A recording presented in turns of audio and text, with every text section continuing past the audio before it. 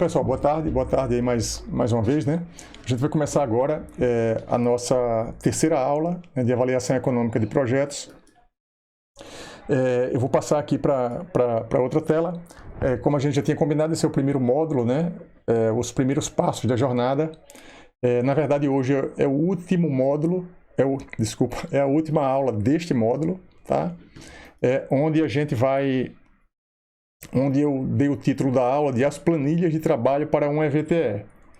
Vocês já fizeram agora um trabalho, né, o primeiro trabalho de avaliação econômica, e a partir dos conceitos que eu dei e do trabalho que vocês fizeram, vai ficar muito mais fácil agora vocês entenderem essa planilha, as duas planilhas que eu vou mostrar, que na verdade eram planilhas que eu queria mostrar na primeira aula, mas até em função da dúvida de alguns em relação ao projeto, né? Como eu saí do escopo somente do petróleo, então eu vi que ia ter uma série de dúvidas, eu disse, não, vou um pouco mais devagar, para poder dar um tempo deles assimilarem um pouco dos conceitos. Então, as planilhas de trabalho para um EVTE, né? O que é que elas são? Para que servem? Os indicadores econômicos, e eu vou hoje, vamos dizer assim, continuar a passar uma atividade para que vocês continuem a atividade que começaram na aula, na semana que passou. Tá? Então, aqui é mais ou menos o roteiro, eu vou fazer uma revisão rápida, né, da aula passada. Esse alinhamento de informações, de alguma forma, a gente já fez, né, aqui hoje. Eu atualizei com vocês aqui um pouco da plataforma, né, que está construída. Então, as pessoas que não tinham conseguido passar para a aula 2, né, e estão assistindo esse vídeo, porque foram barradas lá no quiz que eu tinha feito e estava errado, aí as pessoas podem agora acessar, que vão conseguir passar fluidamente na plataforma. E eu vou deixar a plataforma liberada para vocês acessarem qualquer aula da frente ou de trás, assim não vai ter esse problema, porque eu vou liberar isso, tá? Então, voltando para cá. Então, uma passagem rápida nos itens importantes para um EVTE, que vocês vão falar, vocês vão me mostrar um pouco disso agora na atividade, né? Espera aí que tem mais uma pessoa entrando aqui, deixa eu liberar aqui. Raíza, mais um aqui. Então, a aula hoje, assim, eu tenho certeza que essa aula de hoje vai dar uma visão bem clara sobre toda a disciplina, que era isso que eu queria que vocês tivessem tido na primeira aula. Só que nem tudo que a gente quer é o que é possível, né? E é muito bom que vocês apresentem dúvidas, como apresentaram na primeira aula, porque aí eu também caio um pouco a minha ficha, né, para desacelerar um pouco e explicar melhor algumas coisas que eventualmente ficam mal explicadas, enfim. Então, essa disciplina eu compartilhei ela com o Valmir das primeiras vezes, ele me ajudou em algumas aulas, inclusive, e ele assistiu acho que os 2 nossos primeiros vídeos, né, na íntegra. Aí ele disse que o volume de assuntos, né, que eu estava dando numa aula só era muito grande, era muita coisa numa aula só. E depois eu assisti algumas e eu vi que realmente tinha acontecido isso, e aí eu resolvi, vou desacelerar um pouquinho, tá? Mas mantendo assim muito a objetividade. Eu estou usando essa estratégia também lá em introdução em administração. Na verdade, ao invés de ficar falando sobre teoria, colocando a prática logo para que depois eu vá explicando um pouco da teoria.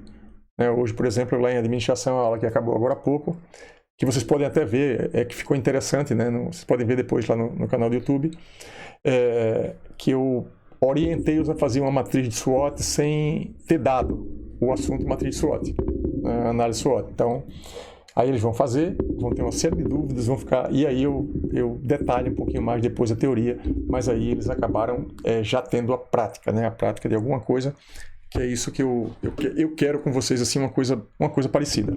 Por isso que eu vou mostrar além dos indicadores, que eu vou falar rapidinho, eu vou mostrar as planilhas de trabalho, uma planilha geral, na verdade uma bem geral, e uma planilha específica, para vocês começarem a se situar até em relação ao trabalho que vão fazer para me entregar no final, que na verdade que vocês vão fazendo ao longo do curso, tá? E por fim uma atividade aí para a próxima aula.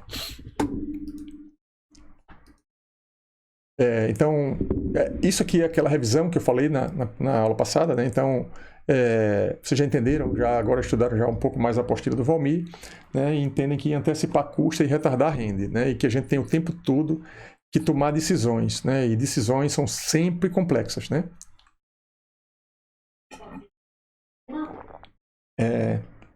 E decisões que envolvem dinheiro sempre ainda acabam sendo mais complexas ainda, né?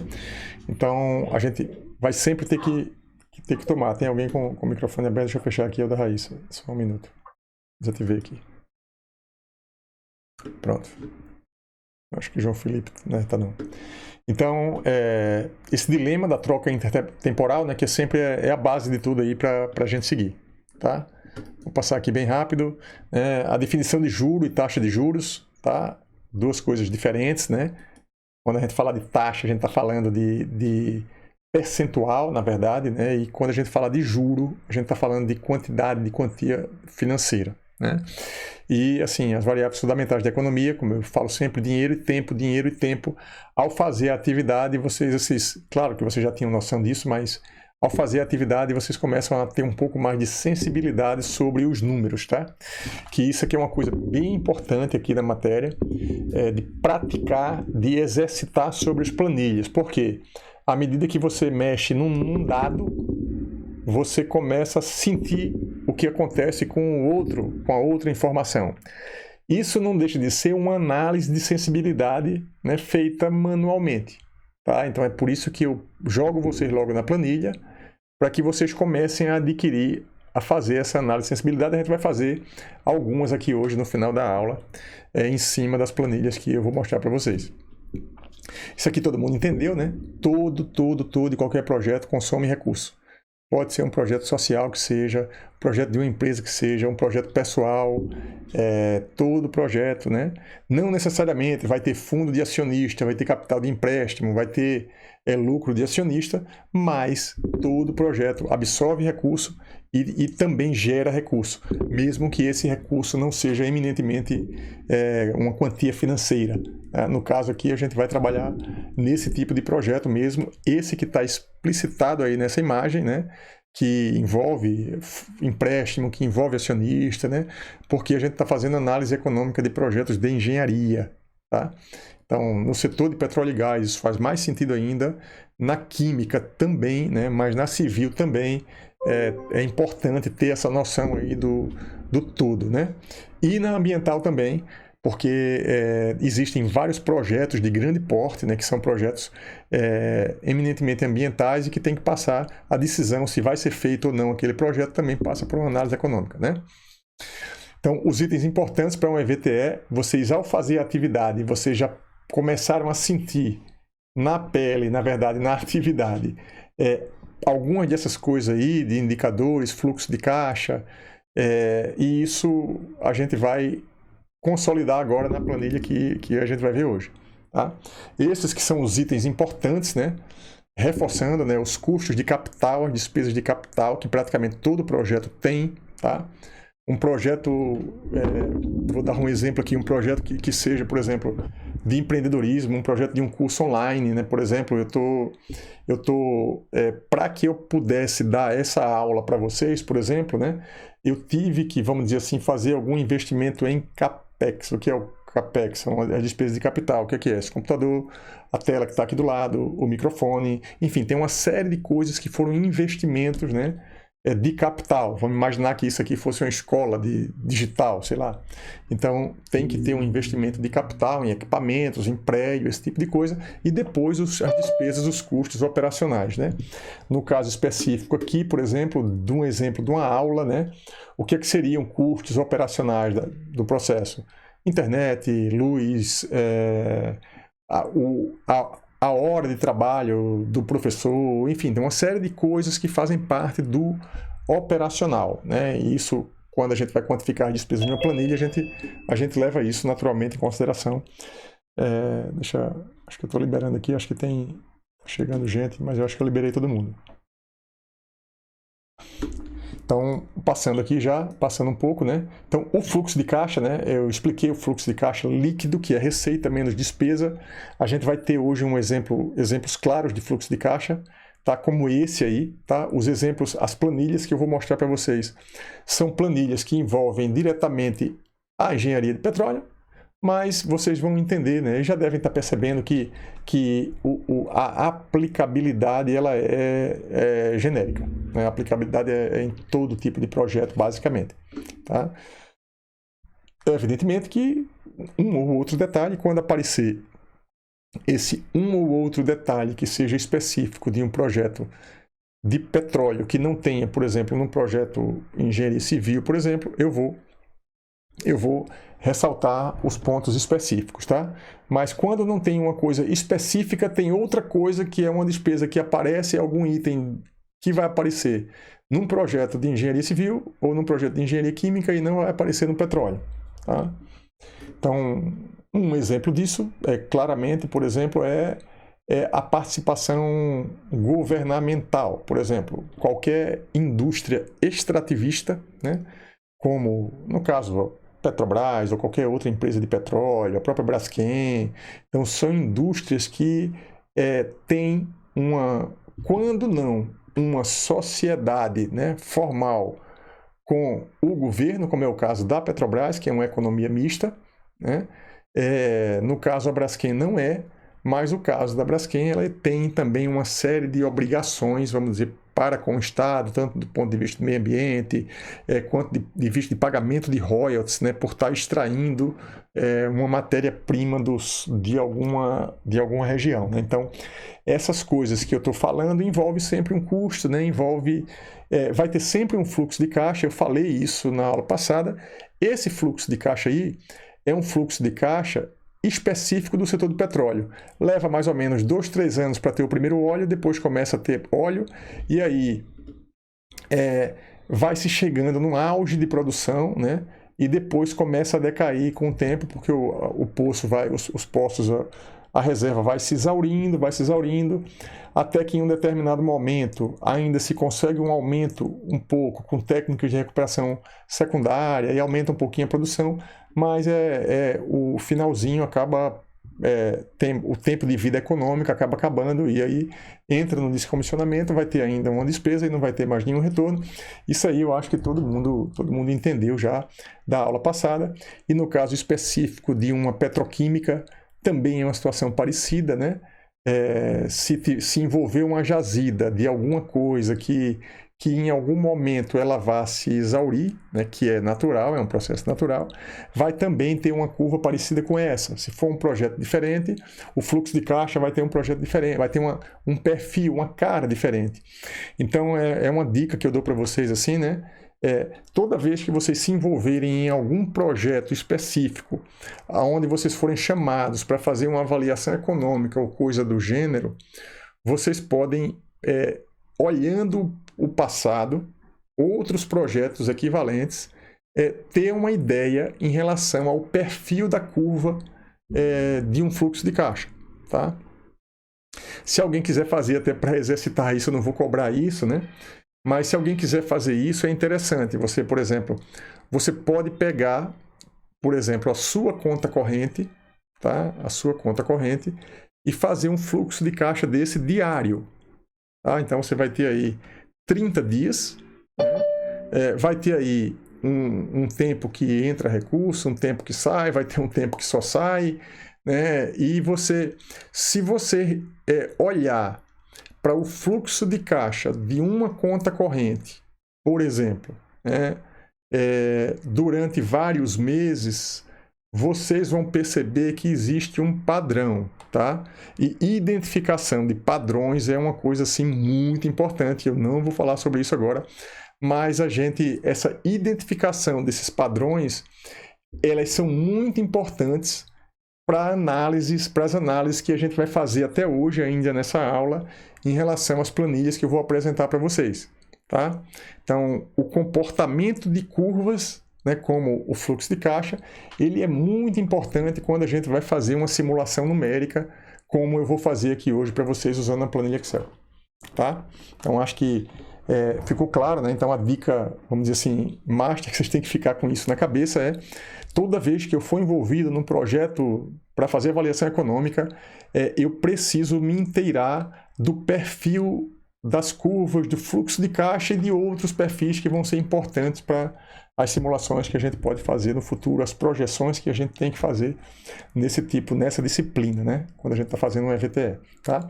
Então aqui é mais uma forma, né, de explicitar o fluxo de caixa. Eu falei isso muito rápido na aula passada.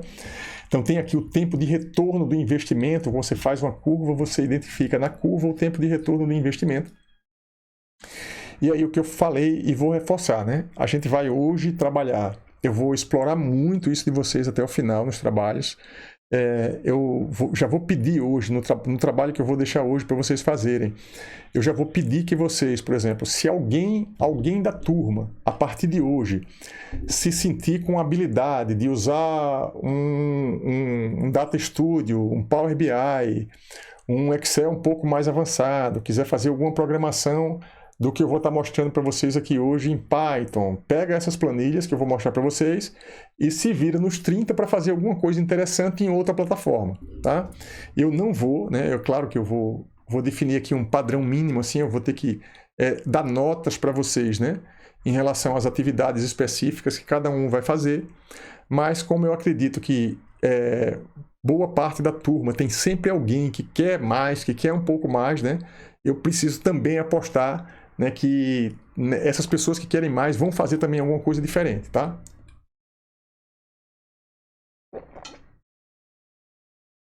Então, eu não gosto muito, vocês sabem que eu dou aula de inovação e empreendedorismo, né?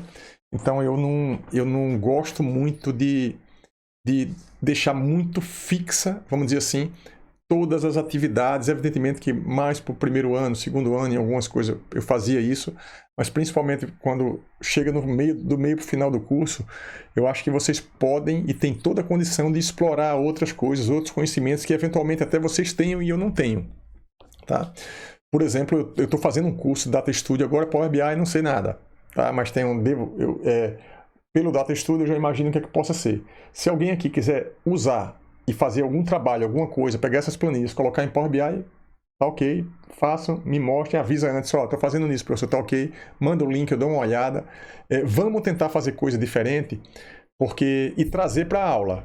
Eu vou deixar, hoje já vai começar isso, eu conversei com o Matheus para ele me mostrar o que foi que ele fez em relação ao trabalho, né, a dupla do Matheus e da Carol, mas nas próximas aulas, né, eu espero não repetir, por exemplo, Matheus e Carol, né, nas próximas aulas, e aí alguém que tenha feito alguma coisa interessante em outra ferramenta, é só combinar comigo antes, aí eu abro aqui a tela, gente, vocês compartilham a atividade que fez com todo mundo, porque é muito importante que tragam esse conhecimento, né, que boa parte de vocês tenha, que nós não somos, vamos dizer assim, a gente sabemos muitas coisas, mas nós deixamos de saber muito mais coisas do que a gente sabe, na verdade. Então, quem tiver um conhecimento novo, diferente, por favor, traga para cá, porque além de vocês, o professor também quer aprender. Beleza? Então, acho que fui claro aqui nessa parte, né? Essas tecnologias eu vou explorar sempre. Então, aqui eu já vou agora, conforme eu combinei com o Matheus, né, e Carol, eu vou passar aqui, eu queria que eles... Eu vou abrir aqui o Miro já, deixa eu passar aqui. Eu pedi para vocês fazerem a atividade, né? Podem usar Excel, podem usar tudo, mas que vocês fizessem o desenho da atividade usando os boards lá do Miro, tá? Até para a gente poder interagir um pouco mais. Então eu já fiz isso, algumas pessoas já compartilharam o board do Miro comigo. Eu vou voltar aqui para outra tela, deixa eu chamar aqui para outra tela. Pronto, eu estou nessa tela aqui agora, só que eu vou para o board do Miro aqui. Ainda estou um pouco atrapalhado nessa questão aqui do Miro, estou com duas contas, isso está gerando problema, tá? Todo mundo que compartilhou um board comigo aí, pode ser que não tenha chegado para mim, pode ser que eu não consiga acessar os boards de vocês, porque eu estou com duas contas. Eu tenho uma conta que é paga e eu tenho uma outra conta que é educacional. A conta educacional é a que eu posso inserir vocês gratuitamente, tá? Inclusive teve uma aula que eu criei um monte de board na minha conta que é paga e ia chegar até uma cobrança para mim com os usuários todos que eu tinha inserido. Aí eu deletei todo mundo da conta, eu deletei todo mundo, né, suspendi lá a despesa que tinha, e aí foi quando eu comecei a perceber que eu estava me confundindo com as duas contas que eu tenho, tá?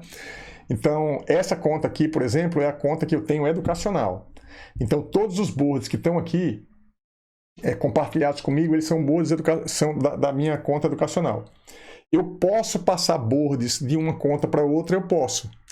Só que eu tenho que passar um por um, tá? E isso dá um trabalho muito grande, tá? Então, essa conta aqui minha, eu não criei ainda, vocês estão vendo aqui, ó, aqui em cima de mim tem projetos, tá? Eu não criei ainda, eu vou criar agora um para vocês verem, e esse projeto vai ficar aqui, tá certo? Ó, New Project, o que é que eu vou fazer aqui? Vou colocar assim, AEP, deixa eu voltar aqui, AEP, deixa eu deletar aqui, e aí eu já vou dar uma instrução para vocês, ó. AEP, Avaliação Econômica de Projetos, hashtag 02. Por favor, façam isso, senão desorganiza, é uma bagunça aqui nos meus quadros, tá? Todo projeto de vocês colocam AEP hashtag 02, porque o hashtag é o quê? É a turma 02. Porque a partir do modo online eu comecei a colocar números nas turmas para eu saber qual foi a aula, qual foi a atividade para aquela turma, até porque muda, eu estou evoluindo o curso a todo tempo. Então vocês vão colocar, por exemplo, qualquer atividade que forem fazer para mim, AEP hashtag 02, aí coloca o nome e coloca de repente atividade hashtag 02, hashtag 01, 03, tá? Então coloca sempre o AEP hashtag 02 e depois alguma coisa que identifica o nome de vocês e de repente a atividade, tá certo? De preferência, né, vamos fazer o seguinte, cada um cria um board individual comigo, tá? Para comunicação individual entre nós. A minha ideia é deixá-los trabalhando em dupla até o final. Mas eu sei que tem pessoas da turma que podem querer fazer alguns trabalhos individuais, que podem até estar com projetos externos e que queiram trocar ideia comigo via um board. Aí é importante que cada um tenha um board individual compartilhado comigo e esse board dos trabalhos. Então, se eventualmente eu passar algum trabalho que seja individual, vocês vão para o board individual. Então, se não, vamos ficar em dupla, tá bom? E aí fica nesse board aí das duplas quem já criou o board, tá? Então, vou colocar aqui, isso aqui foi só um exemplo, né? Mas na verdade eu estou criando agora o projeto. Então, esse projeto que eu estou criando é como se fossem pastas, tá? Eu fiz isso na outra conta, tá? Ó, aqui. Aí eu criei aqui, ó, AEP02, isso é como se fosse uma pasta. Se eu clicar aqui, aí aparece todos os meus boards aqui, eu não tenho nenhum aqui de avaliação econômica de projetos ainda. Aí eu vou criar aqui, eu crio outra pasta, tá? Aí eu crio outra pasta é o quê? Inovação e empreendedorismo, 02 também, que é a segunda turma, porque teve a do PLE, o semestre passado não teve, e agora está tendo, então é a segunda turma. Eu estou criando aqui, criei outro projeto, e vou aproveitar aqui e vou criar mais um projeto que é a outra disciplina, Administração 03, que eu estou na terceira turma. Vou adicionar aqui. Então, voltando para todos os boards, tá? Deixa eu ver aqui se eu tenho algum board de vocês, para eu abrir, por exemplo, deixa eu ver se o board do Matheus e da Carol está aqui, ou se está compartilhado com a outra conta. Vamos lá. Matheus, deixa eu ver aqui. Tá aí, professor, tinha aparecido. Tá aqui? Tá aqui? É que eu já mudei para o nome que o senhor tinha pedido aí. Ah, tá. Matheus e Gleide, é isso? Isso. Pronto. Isso. Então tá aqui, ó. Aí eu tô entrando agora no board aí deles dois. Então tá aí, eles já estão aí no board, né? Então, vou passar a bola para vocês, aí vocês explicam aí o que fizeram. Se tiverem dúvida, manda dúvida agora que aí eu respondo aqui, tá bom? Aí eu descanso um pouquinho aqui, que eu tô falando aqui desde 1h30 da tarde. Agora a bola com vocês. Vai lá. Tá bom, professor. O senhor pode clicar na minha tela aí, só para aparecer a minha tela no Miro, porque aí eu já mexo daqui.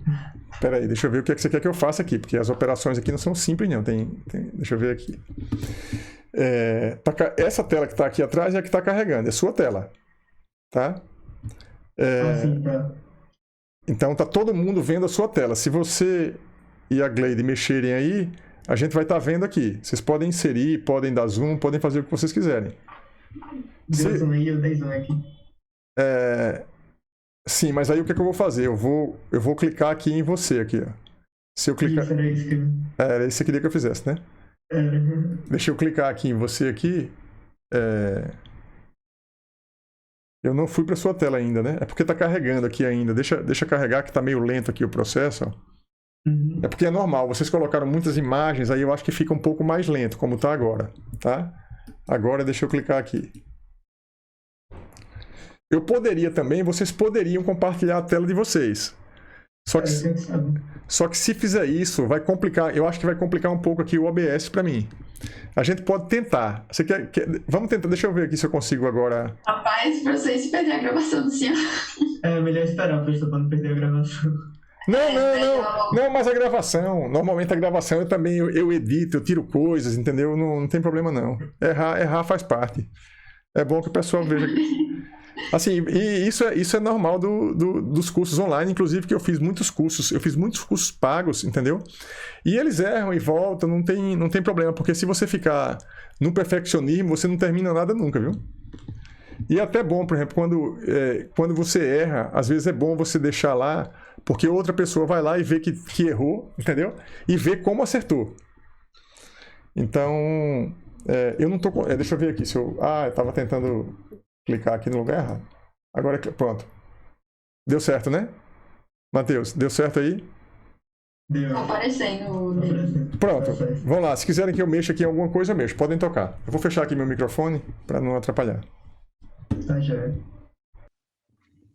Tá, aí aqui é a primeira questão. Vou repetir o enunciado para contextualizar, que diz que uma empresa pretende explorar um pequeno campo de petróleo com reservas para produzir cerca de 10 anos.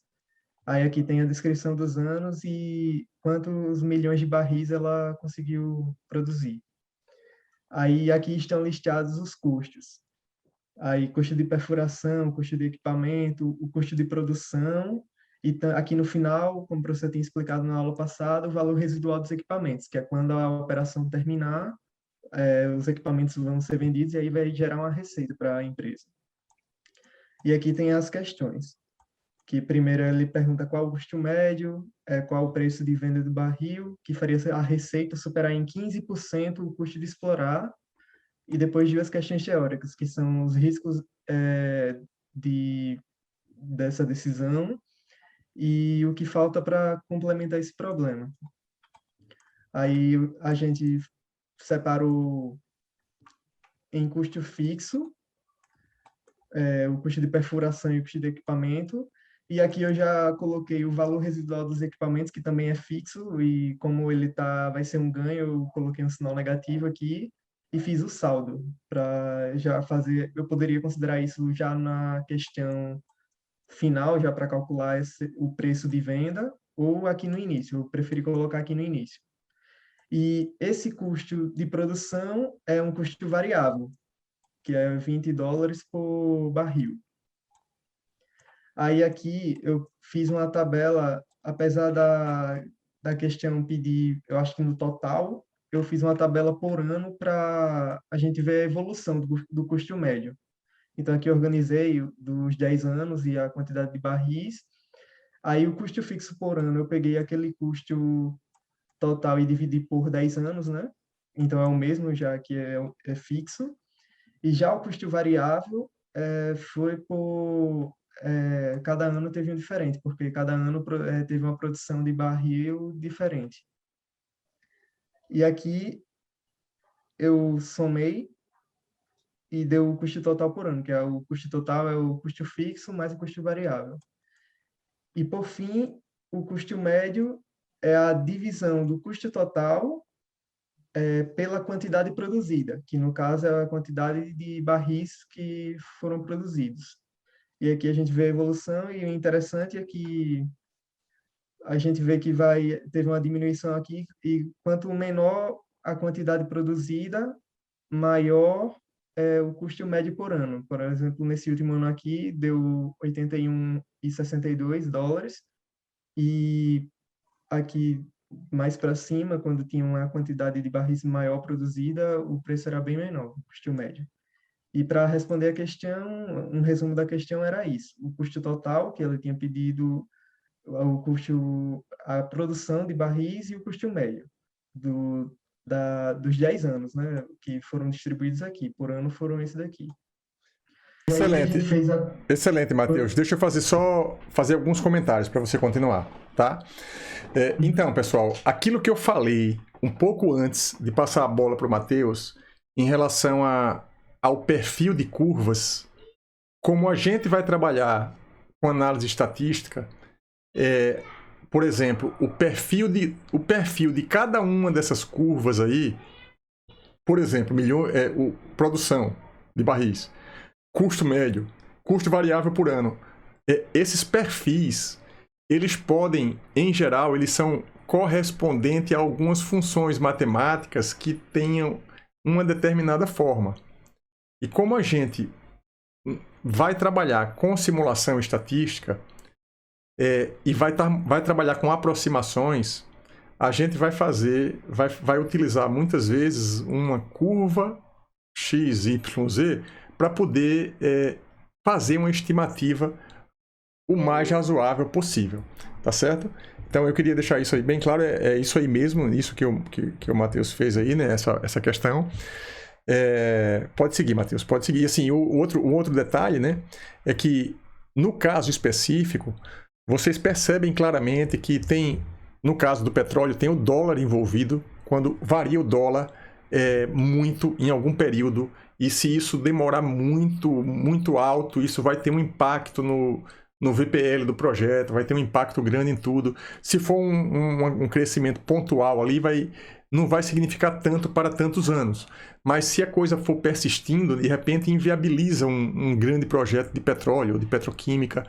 Por quê? Porque tudo isso que a gente está vendo são coisas que são muito suscetíveis à geopolítica até. Entendeu? Então, quando tem uma pandemia, quando tem uma guerra, quando tem qualquer coisa, que há uma variação. Na verdade, quando há uma variação cambial, a economia como um todo tumultua muito, né? E nos projetos, e afeta diretamente nos projetos, como esse caso que vocês estão vendo aí, que é o caso de petróleo. Estou pegando um caso específico de petróleo, mas vários projetos, né? Tanto na própria engenharia civil, química também, ambiental. Muitos dos itens que a gente usa, que a gente compra, são o capex do projeto. É muita coisa que vem, de repente, dos Estados Unidos, vem da China, é coisa importada, que a gente vai comprar sempre em dólar e a gente vai vender sempre em real, né? Então, daí a grande importância, né, de se fazer um estudo de viabilidade técnica considerando coisas estimadas, tá? Então, apesar da gente ser da engenharia, de trabalhar o tempo todo com coisas exatas, né? Eu falo o tempo todo, administração, economia, na verdade são ciências sociais aplicadas. A gente está sujeito a um monte de coisa que são um imponderável, né? E aí envolve risco, envolve muitas coisas que a gente precisa fazer, estimar, e é por isso que a gente está aqui. Pode seguir, Matheus. Tá certo.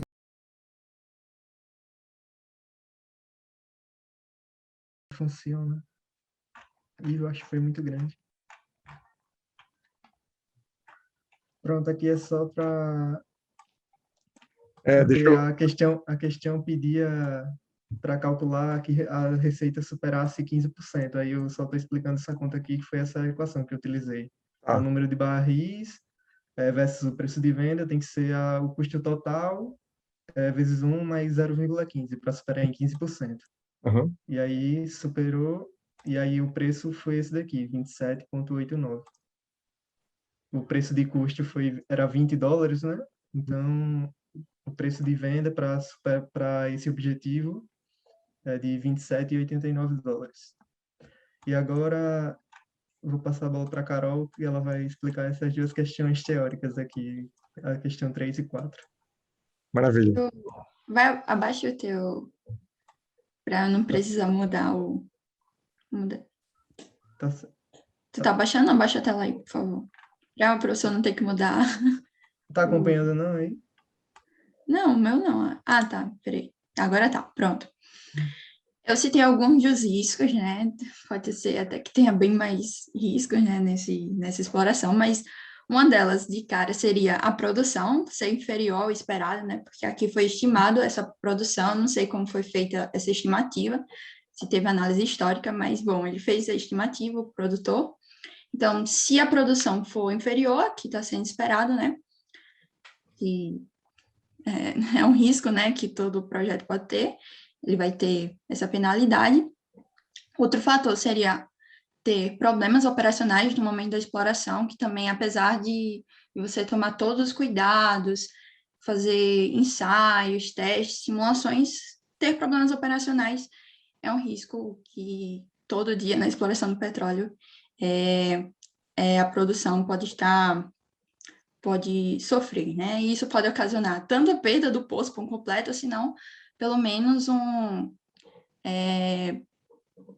para ter mais gasto para conseguir reverter os problemas, né?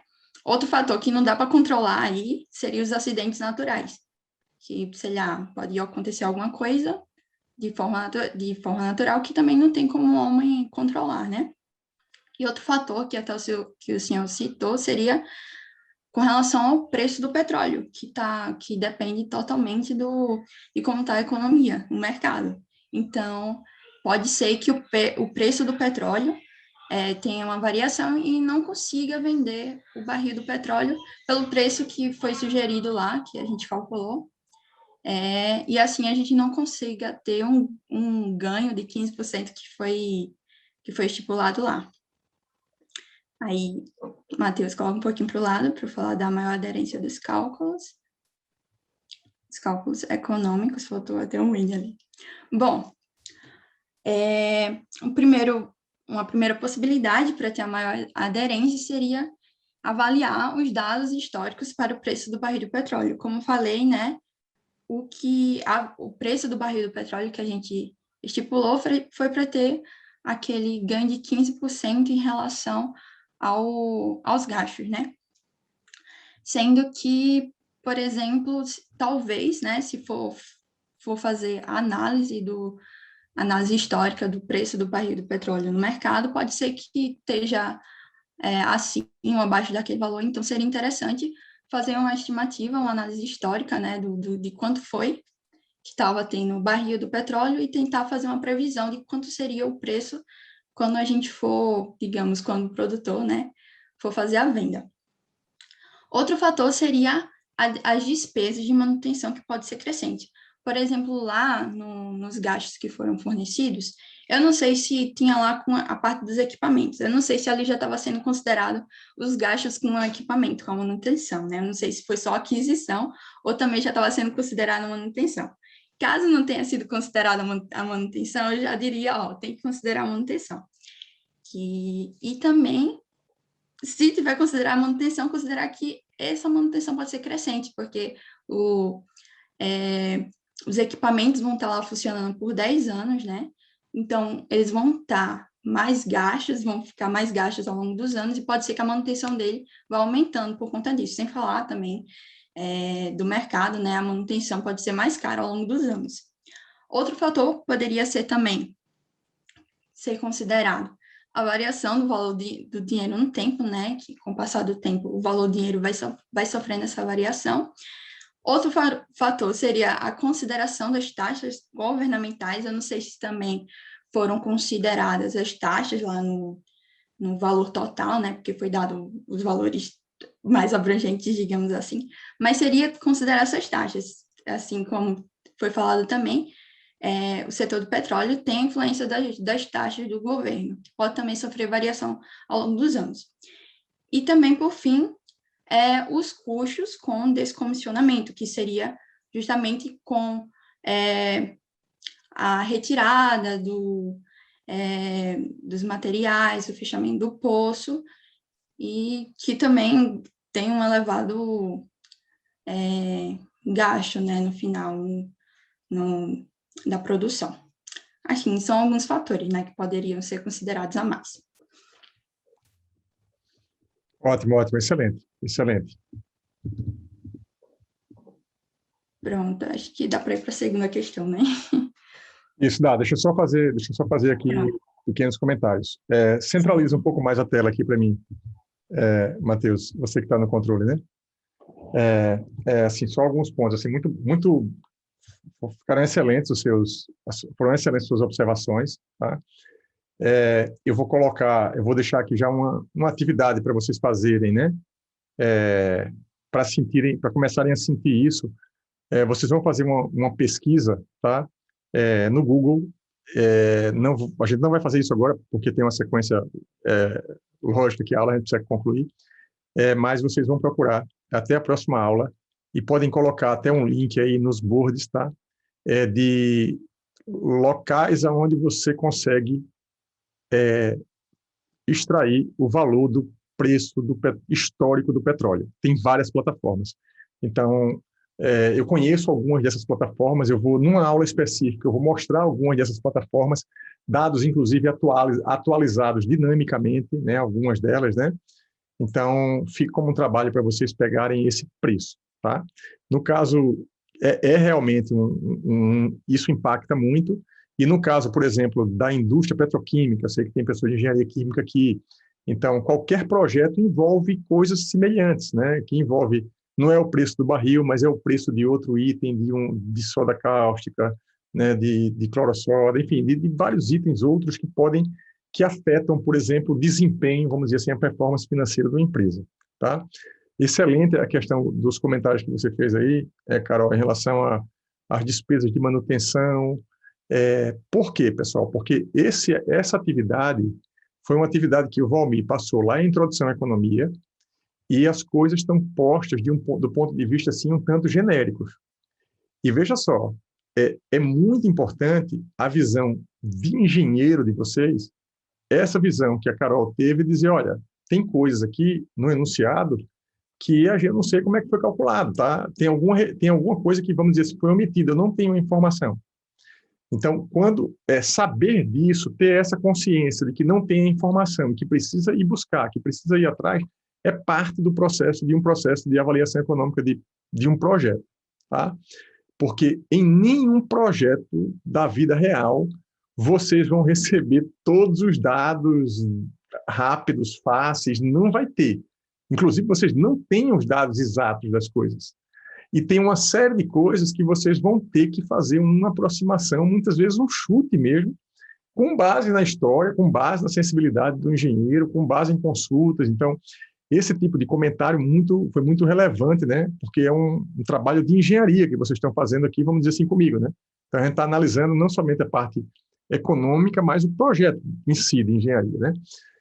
A questão das taxas governamentais, né? Eu vou falar sobre isso especificamente no setor de petróleo. Acredito que na próxima ou na aula seguinte vai aparecer alguma coisa na planilha que eu vou apresentar para vocês, e vocês vão começar a entender. Mas pode considerar o seguinte: impostos, contribuições sociais e royalties são praticamente para todas as empresas. Os royalties é que se aplica normalmente a empresas extrativistas, tá? Os outros não, mas os outros têm todos os outros tipos de projeto. Então, e às vezes vai ter em outro negócio, vai ter um outro tipo de taxa governamental que não necessariamente no petróleo vai ter. Então, por isso, vocês estão vendo aí, né? Eu acho que foi bem interessante a minha ideia desse semestre, de ter aberto a disciplina para todo mundo, porque essa disciplina é muito mais do que avaliação econômica de projetos em óleo e gás como era antes, né? Então, acho que está todo mundo começando a entender agora e perceber a importância dela para a formação do engenheiro, efetivamente. Pode ir, Carol e Matheus, podem ir para a segunda questão. Certo.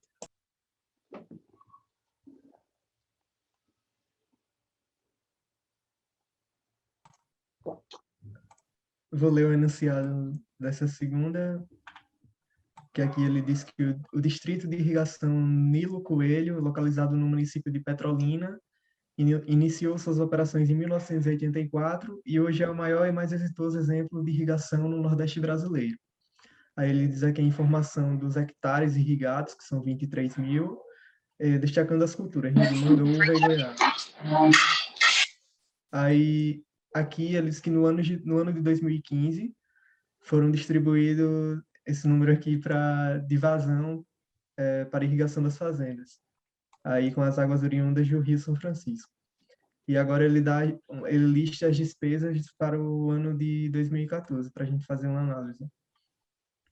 Aí ele lista todas as despesas, inclusive de energia elétrica aqui, das estações secundárias e da estação principal. E o objetivo é fornecer os valores financeiros mensais, estabelecendo que a regra é que o custo fixo é dividido por área irrigada e o custo variável, que é a energia elétrica, ele só considera variável aqui os gastos com energia elétrica, dividido por metro cúbico de água consumida.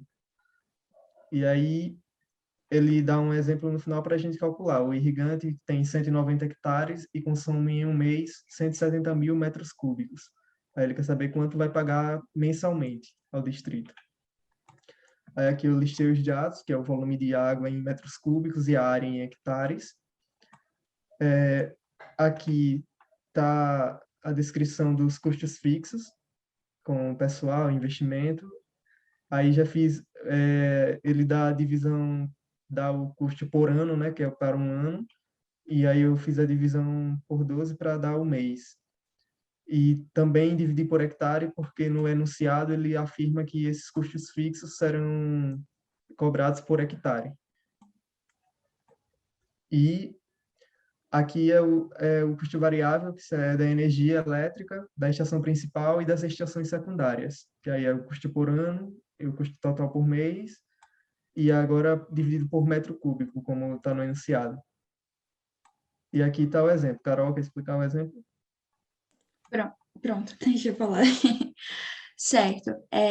Foi dado um exemplo, né, que um produtor ele teria 190 hectares de área e teria o consumo de 170 mil metros cúbicos. Sendo assim, avaliado, né, a taxa que a gente conseguiu calcular do custo fixo por hectare, a gente multiplica essa taxa mensal, né, que a cobrança vai ser mensal, de 56,62 por essa área, que é de 190 hectares, e dá esse custo fixo mensal de 10.758,34 centavos.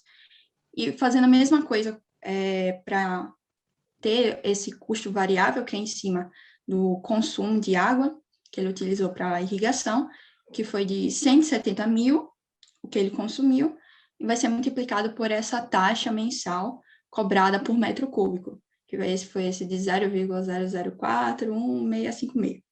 Multiplicando essa taxa pelo que ele consumiu, fica esse custo de 708,15 centavos. Somando esses custos fixos e variáveis, dá um total de 11.466,49 centavos do que ele tem que pagar por mês.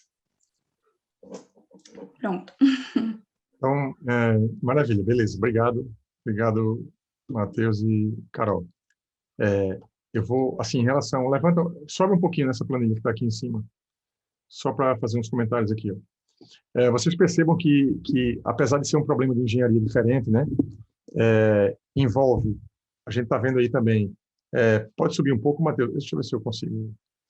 Acho que eu também consigo aqui, né? Aqui, pronto. Aqui. Então, como vocês estão vendo aqui, ó, nessa tabela, deixa eu dar um zoom aqui. Nessa tabela aqui, a gente está vendo o quê? Despesas com pessoal, aqui ele não falou em momento nenhum de OPEX, de CAPEX, né? Mas tem aqui, ó, despesas com pessoal, são despesas operacionais, despesas com encargos, né? Também são despesas que acontecem durante todo o processo, né? Também é contabilizado como despesa, vamos dizer, operacional. Aí começa, ó, máquina e veículos, peças. Aí aqui mistura um pouco, tá vendo? Peça, combustível, lubrificante. Combustível, lubrificante, peças, normalmente não se conta como uma despesa de CAPEX, né? Então, aí, se a gente fosse, não está pedido na questão, não precisa fazer isso aí, mas eu estou usando apenas para exemplificar para vocês que aí tem OPEX e CAPEX misturados. Se a gente for fazer um fluxo de caixa certinho, a gente quiser separar isso, a gente teria que aí, nesse projeto, a gente teria que separar. Manutenção de infraestrutura, por exemplo, aí entraria no operacional, despesas administrativas também, né? Investimento, na verdade, aí entra como receita, é alguma coisa que está entrando positiva no caixa, né? E aí energia elétrica da estação principal e energia elétrica das estações secundárias. Percebam que aqui a gente não trabalhou especificamente, diretamente, na verdade, com o fluxo de caixa, né? Não foi montado, na verdade, diretamente em nenhum dos dois projetos aqui, nenhum dos dois exercícios, a gente mostrou o fluxo de caixa. Mas a planilha que eu vou mostrar para vocês agora, ela tem um pouco disso já, e eu vou voltar aqui para minha tela principal, deixa eu abrir aqui a planilha para simplificar aqui. Tá, deixa eu voltar aqui, peraí que eu... Aqui.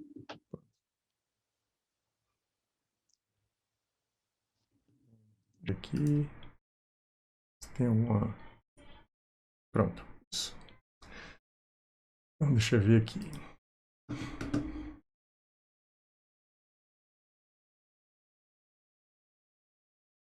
Pronto, eu coloquei para vocês que eu ia mostrar duas planilhas, tá? Duas planilhas para a gente encerrar aqui a aula. Veja que assim, do jeito que a gente fez hoje, está bem didático, assim, bem claro, né? As questões estão ficando bem claras. É por isso que eu quis mostrar essa planilha para... Eu defini essa ordem aqui para que a planilha ficasse clara para todo mundo, tá? Então, vamos lá. Então, essa planilha, basicamente, ela tem duas abas. Aí, vocês não estão vendo ainda. Deixa eu mudar aqui. Vou voltar aqui para a tela principal. Pronto. Então, vocês estão vendo agora, pessoal, uma planilha com duas abas. Deixa eu aumentar aqui um pouquinho. Pronto, vocês estão vendo aqui, né? Então, aqui, ó, deixa eu me posicionar aqui um pouquinho melhor aqui nessa tela aqui. Vou ver se eu consigo fazer isso aqui. Espera aí. Perdi aqui um pouquinho no mouse, deixa eu andar para cá. Vou baixar aqui um pouquinho. Aqui. Pronto. Então, vocês estão vendo aqui, né? Uma planilha que, na verdade, ela foi muito inspirada na questão 1, né, que vocês fizeram. Essa atividade 1, na verdade, como o Valmir estava me ajudando nessa disciplina, né? Ele começou a escrever essa apostila, que continua escrevendo, na verdade, pensando nos cursos, né, que a gente está dando aula. Então, ele pegou um exemplo mais ligado a petróleo e o outro exemplo mais ligado à parte ambiental, recursos hídricos e tal. Então, é bom porque os exemplos estão ficando diversos, né? Então, aqui, ó, vamos voltar a pensar mais no setor de petróleo. Então, o que é que tem aqui, ó? Nessa primeira coluna, tá? Tem custo de exploração e perfuração de poços. Tá? Deixa eu aumentar aqui um pouquinho. Então, esses valores são todos estimativas que nós fizemos, né? Quando, na verdade, isso num projeto real, isso é muito mais detalhado, entra num detalhe muito maior do que o que a gente está mostrando aqui, mas o importante é passar a mensagem, né, da disciplina e para que é que ela serve. Então, por exemplo, custo da exploração e perfuração de poços. Aqui tem 37 milhões, a gente colocou, né? Então, custo de instalação de equipamentos, 22 milhões. Aí a gente colocou aqui um custo de produção por barril baixíssimo, a gente colocou aqui $5. Esse custo ele é muito barato, tá?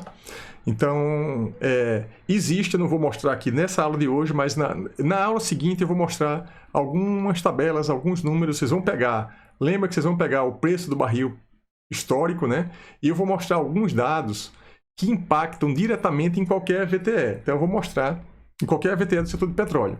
Então, eu vou mostrar para vocês, na próxima aula, o custo de produção do barril de petróleo no mundo. Assim, em cada lugar. Então, em cada lugar tem sua peculiaridade. Tá? Por exemplo, no Brasil, a maior parte do nosso petróleo vem de onde hoje? Vem do pré-sal. O custo de produção no pré-sal ele é muito alto. Quando você compara com um petróleo no Oriente Médio, Arábia, que é na terra. certo? E lá ainda o petróleo ainda tem uma qualidade maior. Então, o custo operacional, né, o custo de produção lá é muito mais baixo. E percebam que quando se trata de um commodity, de alguma coisa que mexe com a exportação, que é o caso específico, né, que eu estou colocando para vocês, então um país produz muito mais barato do que outro. E universalmente, na verdade, o preço é um só. Então vai ter no mesmo negócio países, né, empresas que estão produzindo nesses países tendo maior ou menor lucro em função de uma série de situações. Tá? Então, por quê? Muita variável. Tá? Então, o custo de produção aqui. Eu vou mostrar para vocês o custo de produção, né? Vou mostrar algumas plataformas na semana que vem do custo de produção por país e uma plataforma que tem alguns dados dinâmicos, né? Que é a plataforma da BP, da British Petroleum. Tá? Eu vou mostrar na próxima aula. Vocês vão ver que tem muita informação na internet, muita informação em plataformas que a gente pode extrair para fazer até estimativas em relação a projetos de engenharia que a gente esteja fazendo para alguma empresa, consultoria, ou o que for. Tá? Então aqui tem, veja que esses valores aqui tem valor residual do equipamento. Tá? No final de tudo, além das despesas de comissionamento que existe, mas e sobra também no final os equipamentos do projeto, daquele projeto específico, que pode ser usado na produção, em outro lugar, em outro campo. E aquilo ali tem um valor, tá? Então a gente está colocando aqui também o valor residual do equipamento, né? A gente chutou esse valor aqui. E tem aí o preço do barril de petróleo. Aí a gente fez uma estimativa de $20 o barril, tá? E tem a taxa de desconto aí, a gente colocou aqui 4% ao ano, né? Então é 4% ao ano, na verdade, o VPL, né? O VPL é o quê? É um valor lá do futuro trazido para o presente. E quando a gente traz um valor do futuro para o presente, a gente tem aí uma taxa de desconto. Então, a gente está aplicando uma taxa de desconto de 4%. Percebam que praticamente 100% do que está posto aqui, 100% tem erros, tem variações. Ou seja, em todo caso, com todas as variações que eventualmente se tenha, é necessário se fazer um EVTE, um estudo de viabilidade técnica e econômica, sempre. Tá? Por quê? Porque quem tem uma estimativa, quem tem valores aproximados, já está muito melhor, muito mais, está muito mais perto, vamos dizer assim, de uma resposta exata do que quem não fez isso, quem não fez e simplesmente começou a aplicar ou começou a investir em algum projeto, quando na verdade sem ter feito isso, que na verdade isso se trata, a gente está falando aqui, eu falo sempre de planejamento na disciplina de administração, né? Isso aqui na verdade é um planejamento, vamos dizer assim, financeiro, a grosso modo, de um projeto de engenharia. Tá? Então aqui o que é que tem? É produção, veja, ano a ano, tá? Que vocês estão vendo aqui, ano a ano, a gente fez aqui um trabalho de 10 anos, a produção, veja, aqui a produção aqui está seguindo uma linha onde a gente está sempre aumentando. Se eu fosse ampliar esse número de anos aqui para 20, 30 anos, eu ia procurar na produção, aqui nessa produção, seguir um perfil característico padrão, de repente, de um poço de petróleo em determinada região. Às vezes também você mudando de região vai mudar um pouco também o perfil. Não, o perfil quase sempre é muito parecido, né, com quando a gente está no setor de óleo e gás. Mas outras coisas podem variar. Mas aqui existe uma curva, tá? Eu tive uma ideia agora, dando aula para vocês aqui, eu vou ampliar isso aqui para 20 anos, de repente, 20, 25 anos, e colocar uma produção que siga aquela curva do fluxo de caixa padrão que eu mostrei para vocês. E aqui tem as despesas, tá? Então, essas despesas estão contabilizadas aqui com base nessa atividade aqui. Então, o que é que a gente tem aqui? Ó? A gente tem aqui, esses valores são dados do projeto, tá? A gente estimou uma produção. Numa empresa, vamos dizer assim, numa situação real, você também tem informações para extrair a informação, para chutar com algum nível de precisão, vamos dizer assim, né? Então, olhar, usou. Então, essa parte aqui pode ser feita de uma forma diferente. Aqui o uso aqui é meramente didático, né? Não tem nenhum compromisso, por exemplo, desses dados aqui com a realidade de projeto nenhum, né? Então, aqui tem as despesas. Ó. Então, o que é que tem aqui? No ano zero, tá? Tem aqui, ó, a conta que está sendo feita aqui para dar 59 é o quê? B7, que é o custo de exploração e perfuração dos poços, que é uma coisa que tem que ser feita logo no início do projeto. Então, qualquer projeto, tudo que ser feito no início, no primeiro ano, vai ter que entrar lá como despesa no ano 0. A gente colocou ano 0 aqui para começar, né? Então, custo de instalação de equipamentos. Então, esse ano 0 aqui é B7 mais B8. São essas duas colunas aqui somadas. Ok? Então, aqui o segundo ano tem B9, aqui tá, não sei se vocês conseguem ver aí, mas aqui é o quê? Aqui é B9, que é o custo de produção, tá? Vezes, na verdade, B9 aqui, que é o custo de produção, vezes F9, tá? B9, que é isso aqui, vezes F9, que quem é o F9 aqui? O F9 deixa eu ver aqui, F9, é a produção de barris, tá certo? Voltando, deixa eu pegar aqui de novo, vezes, aí tem uma transformação aqui de unidade, tá certo? Então, para milhões. Então, o restante foi feito dessa forma, mudando somente a linha e coluna aqui, vocês entenderam isso. Então, aqui tem as despesas. E aqui também tem as receitas. Como é que as receitas foram calculadas? As receitas foram calculadas multiplicando F9, que é a produção, vezes a unidade de transformação para colocar aí em milhões, vezes o custo, o preço do barril. Tá? O preço do barril, ou seja, vai dar essa receita aqui estimada, tá certo? Então, essa receita estimada e essa despesa estimada faz com que a gente consiga montar, na verdade, um fluxo de caixa. Tá? Fluxo de caixa, que é o que está aqui nessas colunas. Ó. Fluxo de caixa final. Então, no primeiro ano aqui, ó, menos 59 milhões. Aí depois passa a ter alguma... É como se tivesse começado a produzir, ou tivesse alguma coisa já produzindo no primeiro ano. Isso é uma coisa incomum, tá? No setor de petróleo. Então, e aqui vai aumentando a receita, né? E aí tem um fluxo de caixa acumulado. Vocês viram que, por exemplo, se eu fizer esse gráfico aqui, se ele tiver seguido os padrões normais, esse fluxo de caixa acumulado vai ser o equivalente, né? Vai ficar uma coisa parecida, né? Com esse... Vocês vão acabar fazendo gráficos também aí nessa disciplina. Se quiserem fazer gráficos disso que eu estou mostrando para vocês, já é uma coisa interessante que vocês podem fazer, né? Deixa eu voltar aqui só para... Eu vou voltar para a planilha rapidinho, né? Mas só para exemplificar, lembrar vocês aqui, ó. Lembra que eu mostrei para vocês, deixa eu ver aqui. Deixa eu ver se eu volto aqui um pouco na tela. Vou voltar aqui. Estou voltando aqui na tela. Por exemplo, esse aqui, tá? É um fluxo de caixa, vamos dizer assim, acumulado, tá? Que seria correspondente se a gente fosse plotar essa... Opa, aqui já é outra planilha, deixa eu fechar aqui, eu estou na planilha errada. Voltando aqui para a planilha certa, agora sim, ok. Então, aqui o fluxo de caixa acumulado. E daí, né, tem uma fórmula, tá, para o cálculo do VPL. Tá? Eu não detalhei essa fórmula para vocês, né? Mas vocês podem facilmente ver isso, né, no material. Na apostila do Valmir tem.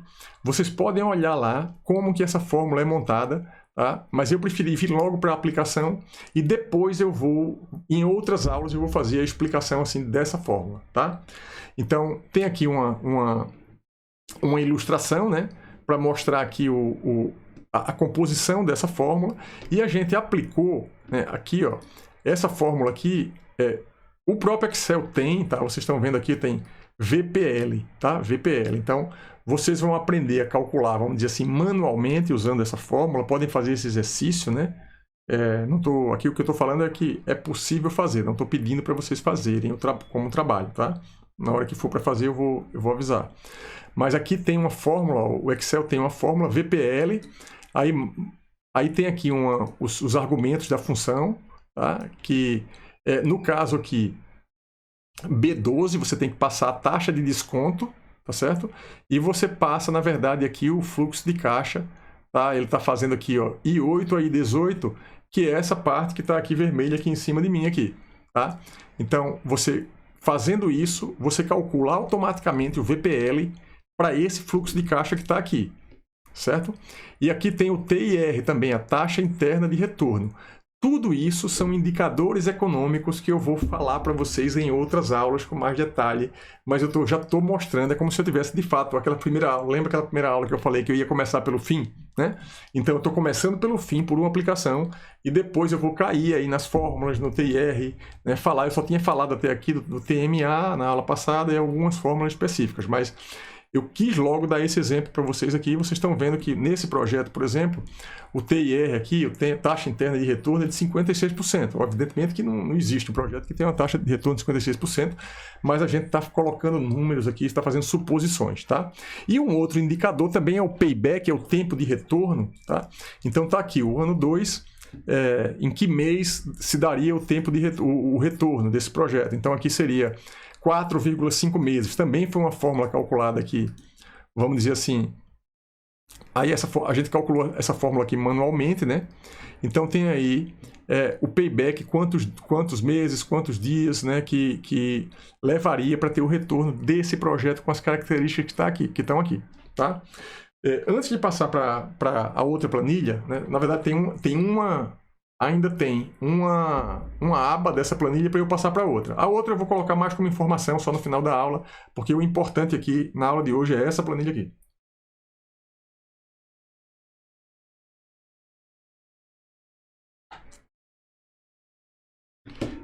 Então,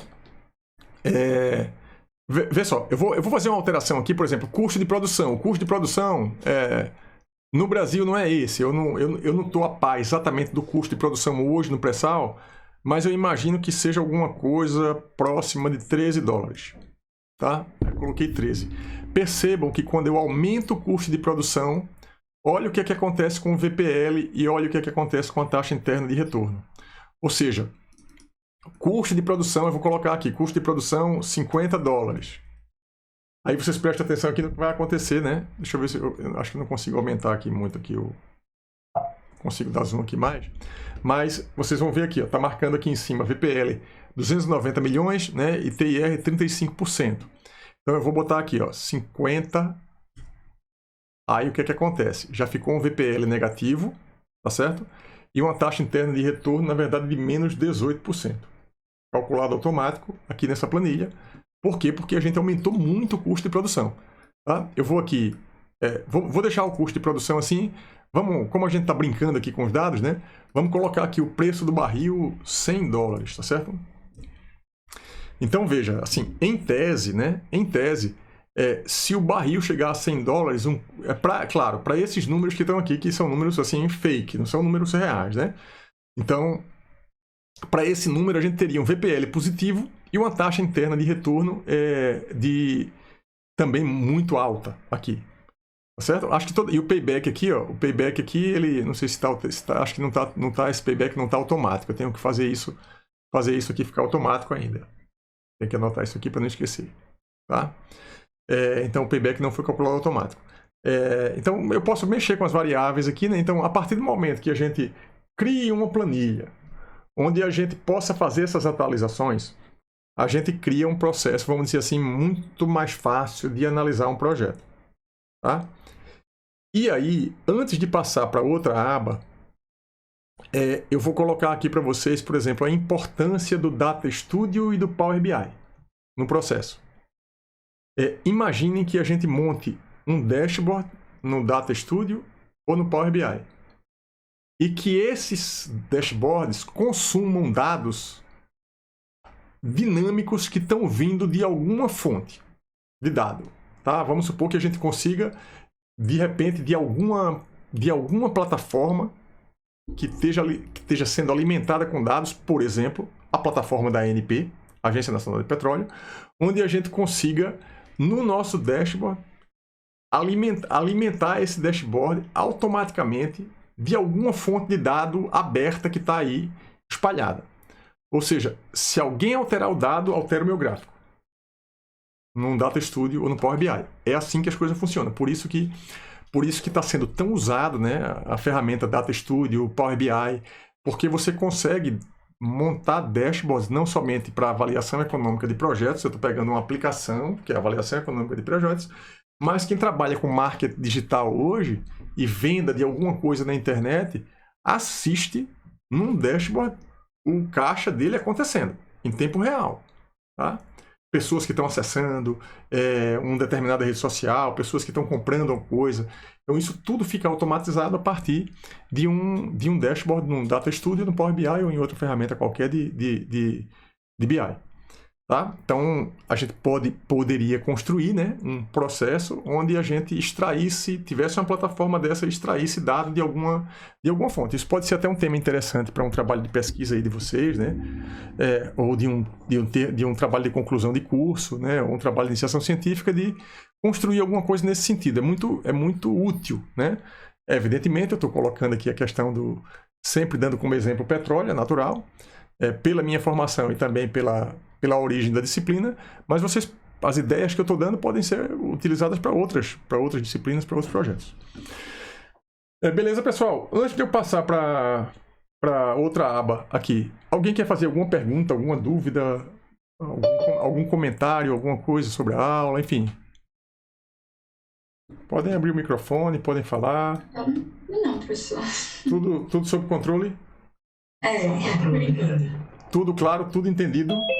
Olha, se tá tudo entendido é porque eu não estou explicando direito, viu? Não, professor, que a dúvida só aparece mais quando a pessoa vai fazer.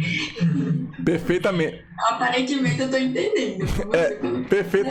Perfeitamente. Matheus, olha, o seu comentário, eu acabei só para a gente descontrair um pouco, né? Eu acabei de comentar sobre isso lá na disciplina de administração, tá? Porque eu coloquei eles para fazer uma atividade, eu expliquei a atividade e coloquei eles para fazer a atividade. E, naturalmente, quando você passa atividades, vocês têm um monte de matéria, então vão fazer. Algumas atividades vão fazer com precisão, outras vão fazer mais ou menos. Enfim, cada um tem uma situação para ser tratada na vida. Mas o que é que acontece? Você, de fato, só aprende alguma coisa quando você vai para a prática. Tá? Se você não praticar, você não aprende. Tá? Eu vou pegar aqui um exemplo bem simples, né, do que eu estou fazendo agora com vocês aqui. Tá? Quem pegar, por exemplo, a minha aula do PLE, assim, foi desastrosa comparada com essa. Por quê?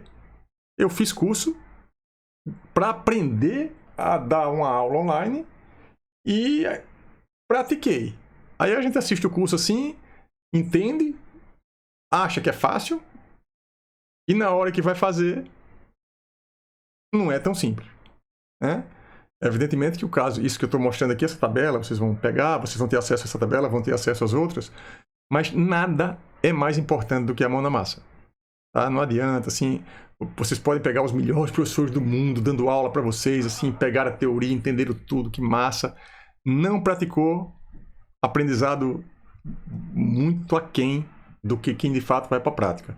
Evidentemente que vocês têm muitas matérias que vocês não vão, assim, para a prática em todas as matérias com a efetividade que precisariam ir, até porque algumas pessoas fazem muitas matérias no mesmo semestre e aí os objetivos não ficam plenamente atingidos, né? Em geral passam nas disciplinas e tudo, mas o conhecimento que poderia ter sido aprendido, ele é fruto muito mais do exercício, né? Eu sei disso, assim, eu passei pela engenharia, né? Cálculo, física, então tanto mais a gente entende a teoria e a gente vai para o exercício, a gente mais aprende a teoria, praticando, tentando entender por que a resposta deu errado, por que não está batendo. Então, isso vale para tudo. Tá? Não adianta fazer curso e não praticar. Por exemplo, eu estou fazendo um curso agora que eu estou com prática zero. Então, eu tenho a impressão que eu estou entendendo, que é o curso de Data Studio que eu estou fazendo. Tá? Só que para eu aprender, o que é que eu tenho que fazer? E é o que eu faço na maior parte das coisas. Eu abro a tela aqui do lado, boto a aula e eu fico aqui com o Data Studio aberto e no online é a coisa melhor do mundo, porque o professor fala, você não entendeu, você dá um pause, tipo assim, cala a boca. Exatamente. Cala a boca aí, professor, né? Aí é só... Espera aí. Exatamente, você cala a boca aí, você cala o professor um pouquinho, volta, repete, às vezes vai repetir, não vai entender. Você repete, se o professor estiver falando muito lento ou estiver muito fácil o que ele está falando, velocidade 2, né? Para acelerar. Ou seja, vai e volta o tempo todo. Isso é um benefício que, assim, eu não tive quando... Eu ainda sou aluno, porque eu ainda estudo bastante, né? Mas quando eu estava na graduação, não tinha isso. Então, isso precisa ser aproveitado. E eu acho que vocês também, no presencial, vocês não aproveitaram tanta coisa como vocês podem estar aproveitando agora. De aprendizado mesmo, de aprender coisas na prática, né? Eu confesso a vocês, assim, eu estava tecnologicamente já obsoleto, tá? Dando aula no Flipchart, meus quadros, eu não ficava com ele digital, repetia aulas, que eu já estava com a aula pronta. E, na verdade, fazendo isso com vocês aqui, eu estou com tudo digitalizado. Eu amanheço o dia aqui, não pego nenhuma caneta, nenhum lápis, estou com tudo aqui montado. Então, a plataforma que vocês viram no começo da aula, né, vai servir para o semestre que vem. Por quê? Está tudo no digital, certo? Então, a gente pode, nesse tipo de coisa, a gente pode aproveitar muito mais, né, e praticar com vocês, né? Eu, sinceramente, eu tô pensando como é que será, por exemplo, a minha aula de avaliação econômica, de empreendedorismo e administração, quando eu voltar para presencial, porque não vai, por exemplo, não vai ter um computador para cada um em lugar nenhum, certo? Em lugar nenhum não vai ter. E vocês agora estão com uma parte de vocês aí, né? Estão com computador, tem outra parte que está com celular. Vai ter gente que não tem um computador, mas que vai ter dificuldade de exercitar algumas atividades, mas é muito mais, na minha opinião, né? É ruim dar aula sem olhar para vocês, né? Sem a gente não ter o presencial, o calor humano e tudo mais. Mas, assim, em alguns aspectos, do ponto de vista da prática, né? Para mim é inédito fazer uma aula assim, desse jeito, né? Como eu podia colocar essa planilha para vocês agora, o próprio Miro, né? Todo mundo colaborando dentro do mesmo documento. Eu não sabia, sinceramente, eu não sabia nem que existia essa possibilidade há 1 ano e meio, né? E os resultados, assim, para mim, estão sendo muito bons nas disciplinas todas. Mas vamos voltar para cá, para eu passar para outra planilha, tá? Então, vou lá. Então, entendida essa planilha aqui, agora é a parte mais importante, que, na verdade, é uma parte já do finalzinho do curso. Mas vocês vão ficar com um contexto legal agora quando eu mostrar isso aqui. O que é isso aqui, gente? Isso aqui é um método numérico, vamos dizer assim, de análise estatística, tá?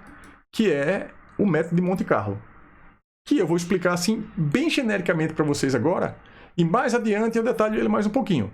Mas a explicação prática do que ele representa, vocês vão entender agora. E assim, sinceramente, assim, eu acho que com essa aula aqui e as aulas que eu já dei, vocês ficam com muita informação sobre avaliação econômica de projeto já. Daqui para frente, a gente vai exercitar, vai fazer trabalhos, vai detalhar alguma parte mais teórica que tem, mas a essência da matéria, ela já está aqui em 3 aulas. Vocês vão ver quando eu terminar aqui. Então, o que é que está? Aqui, ó. Aqueles dados, tá? Vocês estão vendo aí, né? Deixa eu ver aqui qual é a tela que vocês estão vendo para ver se está ok comigo. Tá ok comigo aqui. Então, tem aqui, ó.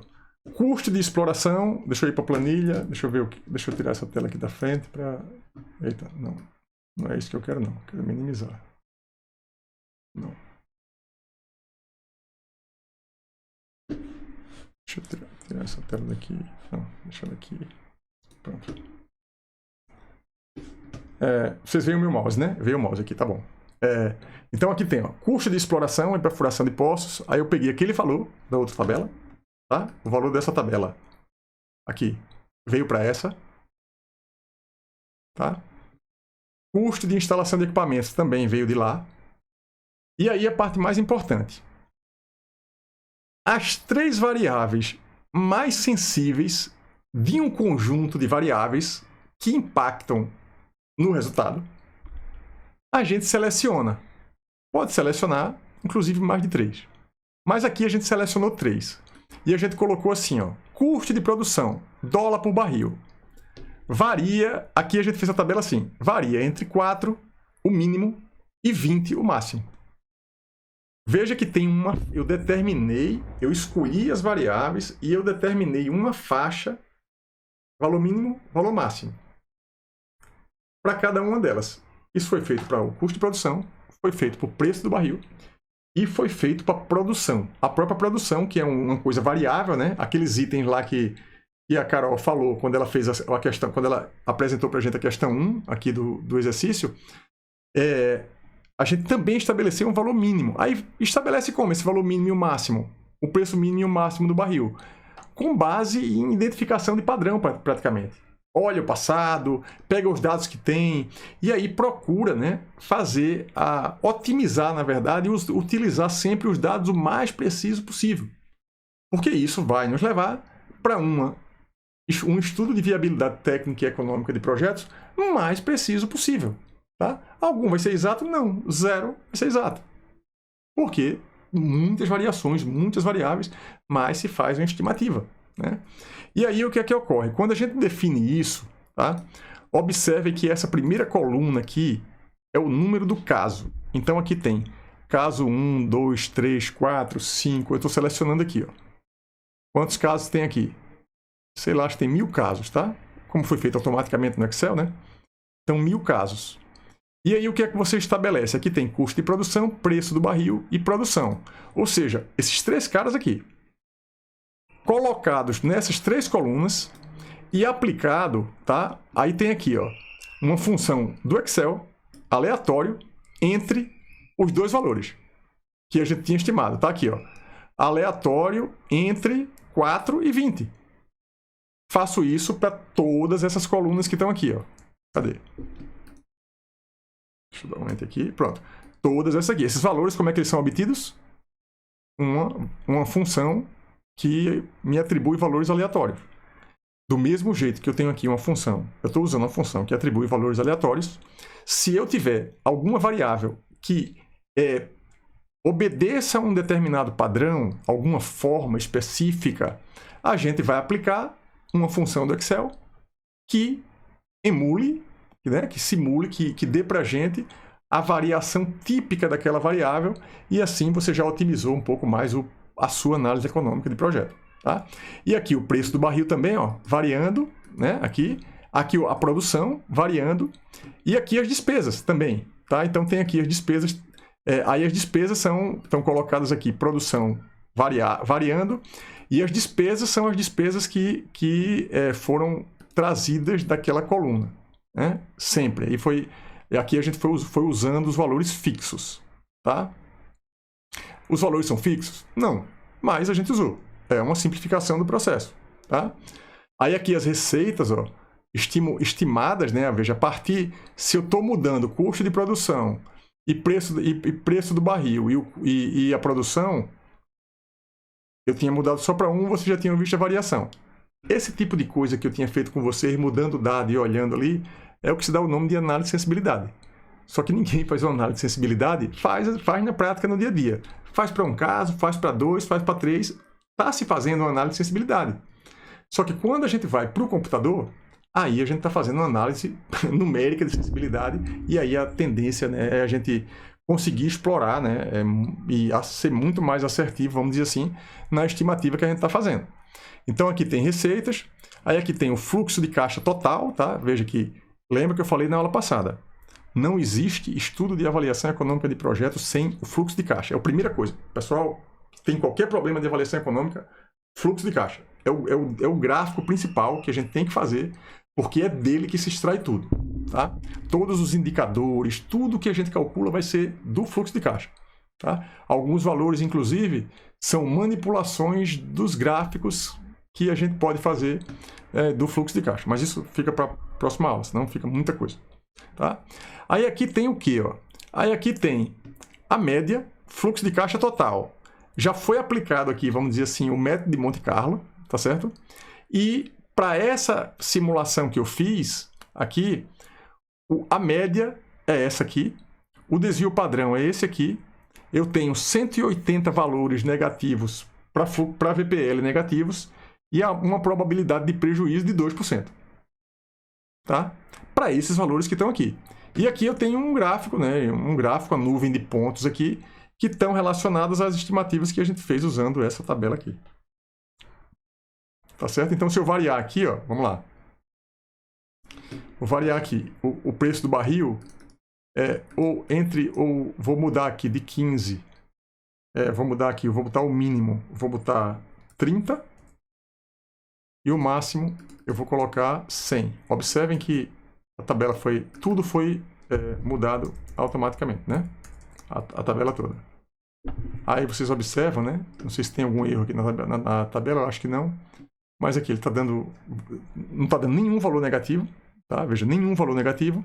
E a probabilidade de prejuízo aqui 0%. Claro, eu chutei aqui valores muito altos. Então, se eu for mexendo nesses valores, né, eu vou ter valores diferentes aqui. Vou colocar aqui, uma coisa assim, entre 20, não vou colocar 100 não, vou colocar aqui 80. Ah, então está mexendo um pouco no gráfico ali. Vou aumentar aqui um pouco o custo de produção. Vou colocar o mínimo, eu vou colocar 10. E o máximo eu vou colocar 40. Pronto, aí está dando ali já, ó, 1.094 valores negativos, probabilidade de prejuízo de 11%. Tá certo? Então, acho que, assim, vocês têm alguma dúvida em relação a essa planilha especificamente? O que está aplicado aqui, na verdade, é o método de Monte Carlo, que é um dos métodos utilizados e que eu vou falar lá no finalzinho, quando a gente chegar na parte de análise estatística, eu vou falar, ele é um dos métodos usados, na verdade é o mais usado. Tá claro, pessoal? Tudo certinho aí? Assim, professor. Maravilha. Para encerrar aqui, eu vou fazer o seguinte, teria mais uma planilha, mas eu vou deixar essa planilha para a próxima aula, porque senão fica muita informação. Tá? Eu vou voltar aqui para a minha tela principal. Tá? A outra planilha, a planilha base, uma planilha um pouco mais detalhada de um projeto de engenharia submarina. Tá? E aí eu já mostro lá alguns custos de equipamentos, então é algum detalhamento a mais. Quando eu expliquei para vocês na primeira aula, né? Deixa eu voltar aqui para a minha tela principal. É melhor. Então, quando eu propus para vocês que a gente fosse definir um projeto, tá? O que é que eu queria fazer? Que a gente definisse um projeto por área, por exemplo, um projeto civil, um projeto de ambiental, um projeto de química, onde a gente pudesse trabalhar nos grupos projetos específicos da área de vocês. Mas talvez isso complique um pouco do ponto de vista operacional, e eu acho que é melhor todo mundo trabalhar em cima dessas planilhas, porque a gente fica mais fácil de corrigir entre nós, né? Vocês vão fazer atualizações. Se alguém estiver disposto a trazer algum projeto diferente para calcular isso, fique à vontade para fazer. Eu estou deixando aberto, tá? Mas o ideal é trabalhar em cima dos cases que eu estou trazendo aqui. Tá certo? Então, deixa eu ver aqui. Acho que era isso. Acho que por hoje era isso, sim. Deixa eu só terminar aqui. Deixa eu ver aqui se eu tenho... sem muito compromisso aqui, eu vou abrir a planilha aqui para vocês verem, porque assim eu introduzo até a próxima aula, tá? Introduzo a próxima aula, que tem informações importantes que a gente vai ver. Deixa eu abrir aqui na tela, pronto. Então, aqui o tempo vai ser curto, né? Vocês pegam essa informação e não se preocupam muito em entender tudo aqui, não. É só para pegar a ideia para a próxima aula, tá? Ó, essa é a outra planilha, tá? Então, o que é que tem aqui? Essa planilha tem um nome. Eu vou liberar também as duas planilhas para vocês, tá? Sem problema nenhum, eu vou colocar o link lá na plataforma. Então, ó, CAPEX do projeto submarino, usando o método aqui, WBS, também conhecida como estrutura analítica de projeto, certo? Então, o que é que tem aqui? Ó? Árvore de Natal, aí são equipamentos submarinos, são despesas de CAPEX, tá? Equipamentos submarinos, outros, controles. Eita, vocês não estão vendo, porque eu estou na outra tela. A gente não está vendo, não. Perdi. Foi mal. Então, agora sim, vocês estão vendo aqui, ó. A planilha aberta, tá? Eu tenho várias abas, tá? Essa planilha eu vou compartilhar com vocês antes da próxima aula. Aqui tem itens de CAPEX, aí tem árvore de Natal, equipamentos submarinos, controles, umbilicais, risers, linha de fluxo. Então, inclusive, a gente tem um monitor na disciplina, que é o Alex, tá? Eu não sei se coloquei ele já no nosso grupo lá. O Alex fez a disciplina comigo e ele praticamente preparou essa planilha. Aquela primeira planilha que a gente viu foi trabalhada também acho que na época, o Josué, que hoje já está formado, né? ele que fez a primeira versão daquela outra planilha. E essas planilhas vão evoluindo a cada curso. Por quê? Vocês vão pegando, os alunos vão pegando, vão fazendo, eu vou orientando, e eu abro um pouquinho para que vocês façam trabalho diferente, e de repente, uma das coisas que vocês fizeram e vão fazer aqui como atividade, por exemplo, essa atividade que vocês me apresentaram hoje, eu posso usar a mesma estrutura que vocês fizeram para apresentar esse exercício, que a gente não tinha dessa forma assim tão clara quanto vocês fizeram. Tá? E até como está na estrutura compartilhada, fica muito mais fácil. Então aqui, ó, aí tem os custos, né, que o Alex fez na turma passada, o trabalho final. Eu pedi a ele para ir buscando, fazendo estimativas de custos de equipamento na internet. Como ele é de engenharia de petróleo, então o exercício foi, vá procurar quanto aonde se encontra, por exemplo, o custo de submarinos manifold. Aí tem que entrar no site de fornecedor, ver se encontra tabela, e aí ele foi fazendo isso, né? Agora, por exemplo, eu estou com 2 alunos, na verdade, que estão fazendo TCC, Trabalho de Conclusão de Curso, né, de Engenharia de Petróleo, também num projeto que é tudo focado em avaliação econômica de projetos, que é aqueles projetos que eles vão apresentar no final, eles vão defender o TCC e vão apresentar aqui para a gente, nessa disciplina, como projeto final, para vocês entenderem terem um pouco mais de sensibilidade em relação a uma avaliação de um projeto também, no caso, vai ser petróleo também. Aí essa tabela aqui tem, ó, um outro lado aqui, OPEX, outra aba, OPEX anual, tá? OPEX anual aqui, aí, como o OPEX não está tão detalhado, aí a gente usou uma fórmula, que é uma fórmula do livro, que é uma referência que eu coloco, né? Então você calcula o OPEX com base numa aproximação do OPEX, eu acho que eu cheguei a mostrar isso para vocês. Então tem aqui, ó, estimativa também de royalties, tá? Também valores estimados, mas com alguma lógica. Então, como esses valores foram estimados, isso aqui são, tudo que estou mostrando agora para vocês são exemplos, menos a primeira aba, são exemplos do livro Introdução à Exploração e Produção de Hidrocarbonetos, que é uma das referências que eu coloco na matéria. Aí aqui tem, ó, outra aba, subsídios fiscais, royalties, né, quanto é que é pago de royalties. Então, é isso aqui que a gente vai também ver na próxima aula, tá? Aí aqui tem outras tabelas, ó. Tem várias tabelas aqui, aí vocês vão pegar o link dessa planilha. E aqui tem dados de exemplo, aqui em cima, ó, eu posso alterar a produção, o preço do petróleo, taxa de royalties, tributos. E eu calculo aqui, ó, margem fiscal em dólar, receita, a tomada pelo governo anfitrião, o tributo, os rendimentos tributáveis. Então, a gente também tem essa planilha que tem relação maior com a parte, vamos dizer assim, de parte de governo. Então, eu tenho dados de engenharia, que são mais ligados à engenharia, e tem dados que são mais ligados à parte tributária mesmo e contábil, tá? Isso, gente, numa empresa grande, por exemplo, numa empresa de petróleo, numa petroquímica, vocês vão ficar muito focados numa avaliação técnica e econômica, vamos dizer assim, mais técnica do projeto. Tá? Porque algum setor, um outro setor que é responsável pela parte contábil, fiscal, esses setores também trabalham no estudo de avaliação econômica de um projeto. Então, é um processo diverso. Não é uma pessoa, na verdade não é uma pessoa nem duas, são várias pessoas que trabalham para construir um EVTE. Tá? Então, vocês trabalhando em alguma empresa, em algum momento vai dizer, ó, vocês precisam calcular esse detalhamento aqui, porque esse detalhamento é o valor que vai ser usado para eles fazerem aquele EVTE. E muitas vezes não é nem vocês que vão fazer o EVTE todo diretamente. Vai chegar uma demanda específica para vocês, para um determinado projeto, e vocês vão estar emitindo um dado, emitindo um valor que, com o conhecimento dessa disciplina, vocês entendem o que é que vão fazer com o valor da engenharia que vocês mandaram, por exemplo, para o setor que está responsável pela avaliação econômica de projeto. Beleza, pessoal? Tudo tranquilo? Então, alguém quer fazer alguma pergunta, quer fazer algum comentário, até do ponto de vista de dúvida e também operacional da disciplina, alguma coisa de trabalho, senha, acesso que não está conseguindo ter. Então, aí vocês podem aproveitar agora e a gente falar isso.